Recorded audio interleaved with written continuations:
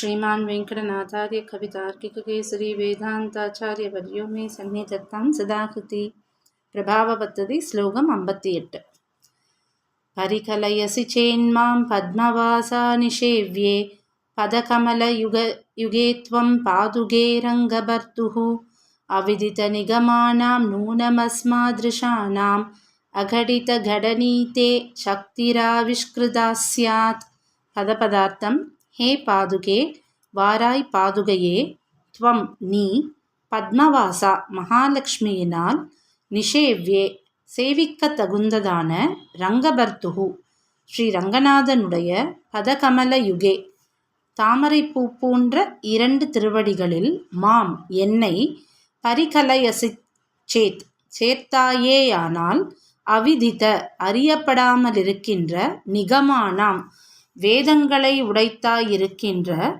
அஸ்மாதிருஷானாம் என்னை போன்றவர்களுக்கு அகடித்த இன்னொருவரால் சேர்க்க முடியாத வஸ்துக்களை கடனி சேர்க்கத்தக்கதான தே உன்னுடைய சக்திஹி சாமர்த்தியமானது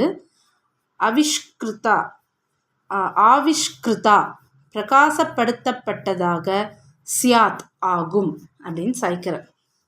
அதாவது இந்த ஸ்லோகத்தின் மூலமாக பாதுகதேவிக்கு ஒரு ஆஃபர் கொடுக்குறார் சுவாமி.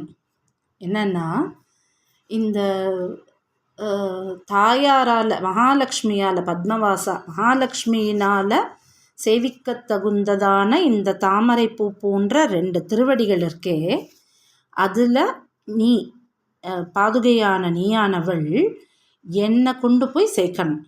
இது அவ்வளோ ஈஸியான காரியம் கிடையாது. அகடித கடனா சாமர்த்தியம் இருக்கிறவாளால் தான் பண்ண முடியும். இன்னொருவரால் சேர்க்க முடியாத வஸ்துக்களை சேர்க்கத்தக்கது அப்படிங்கிறது தான் அகடித கடனா சாமர்த்தியம்னு சொல்லுவாள். பெருமாளுக்கு இந்த சாமர்த்தியம் ரொம்ப ஜாஸ்தின்னு திருவாய்மொழியில் 6ஆம் 3ஆம் தசகம் முழுக்க, அந்த நல்குரவும் தசகம் முழுக்கவே பெருமாளோட அகடித கடனா சாமர்த்தியத்தை பற்றி பேசுறது. அந்த இது முழுக்கவே அதில் நல்குரவும் செல்வம் நரகும் ஸ்வர்க்கமுமாய் வெல்பகையும் நட்பும் விடமும் அமுதமுமாய் அப்படின்னு முதல் ஸ்லோகம். 2வது ஸ்லோகத்தில் கண்ட இன்பம் பாசுரத்தில் கண்ட இன்பம் துன்பம் கலக்கங்களும் தேற்றமுமாய் தண்டமும் தன்மையும் தழலும் நிழலுமாய், அந்த மாதிரி நகரமும் நாடுகளும் ஞானமும் மூடமுமாய் நிகரில் சுடராய் இருளாய் நிலனாய் விசும்பாய், இப்படி எல்லாமே 2 சேர்க்க முடியாத வஸ்துக்களை 2த்தையுமே அவர் இருக்கார், 2த்தையுமே அவர் சேர்க்கிறார். அப்படிங்கிறதுனால இந்த 6ஆம் 3ஆம் தசகம் முழுக்கவே இந்த பெருமாளோட அகடித கடனா சாமர்த்தியத்தை சொல்கிற பாசுரமாகவே இருக்கும். அதில் பரஞ்சுடருடம்பாய் அழுக்கு பதிந்த உடம்புமாய் கரந்தும் தோன்றியும் நின்றும் கைதவங்கள் செய்தும் விண்ணோர் சிரங்களால் வணங்கும் திருவிண்ணகர் சேர்ந்தபிரான் வரங்கொள் பாதம் அல்லாலில்லை யாவர்க்கும் வன்சரணே அப்படின்னு திருவடியையும் சேர்த்து சொல்கிற.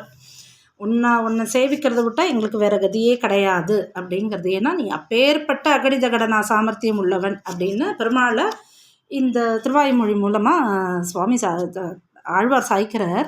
இங்கே சுவாமி என்ன சாய்க்கிறார்னா, அந்த அகடித கடனா சாமர்த்தியம் பெருமாளுக்கு மட்டும் இல்லை, உனக்கும் உண்டுன்னு எனக்கு தெரியும். ஏன்னா பெருமாளுக்கு எப்படி கந்தம் சர்வகந்தகா சர்வரசகான்னு சொன்னமோ அந்த மாதிரி உனக்கும் அந்த கந்தங்கள் உண்டுங்கிறத நாங்கள் முன்னாடி ஸ்லோகத்தில் பார்த்துட்டோம். அப்போ பெருமாளுக்கு அகடித கடனா சாமர்த்தியம் உண்டுன்னா அப்போ கண்டிப்பாக உனக்கும் அது உண்டு. 2 சேர்க்க முடியாத வஸ்துக்களை சேர்க்கிறவாளுக்கு தான் அகடித கடனா சாமர்த்தியம் உண்டுன்னு சொல்கிறோம். இப்போது பிராட்டி மட்டுமே கையாளக்கூடிய அந்த திருவடி இருக்கே, தாமரைப்பூ போன்ற 2 திருவடி, அந்த திருவடியில் கொண்டு போய் என்னை சேர்க்கணும். அப்பேற்பட்ட இடத்துல என்னை கொண்டு போய் சேர்க்கணும். இப்படி நீ பண்ணிட்டேன்னா உனக்கு அகடித கடனா சாமர்த்தியம் உண்டுங்கிறது ஆவிஷ்கிருதா பிரகாசப்படுத்தப்பட்டதாக சியாத் ஆகும் அப்படிங்கிற.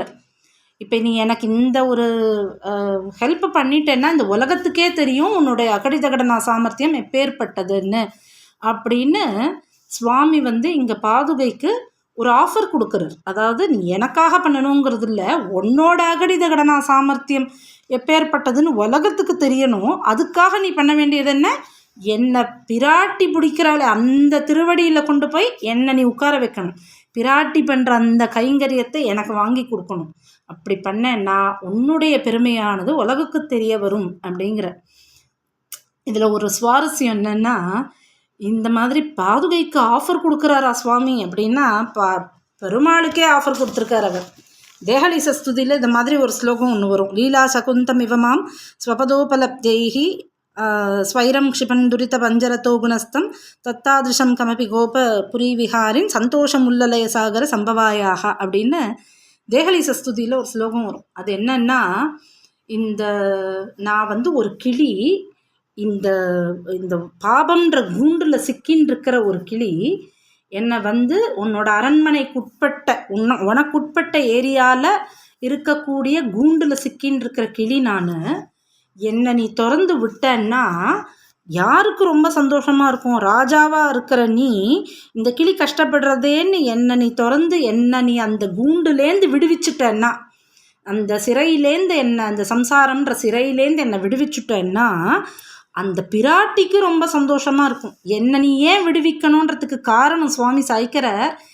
எனக்கு இந்த சம்சாரத்துலேருந்து விடுதலை வேணுங்கிறதுக்காக நான் கேட்கல.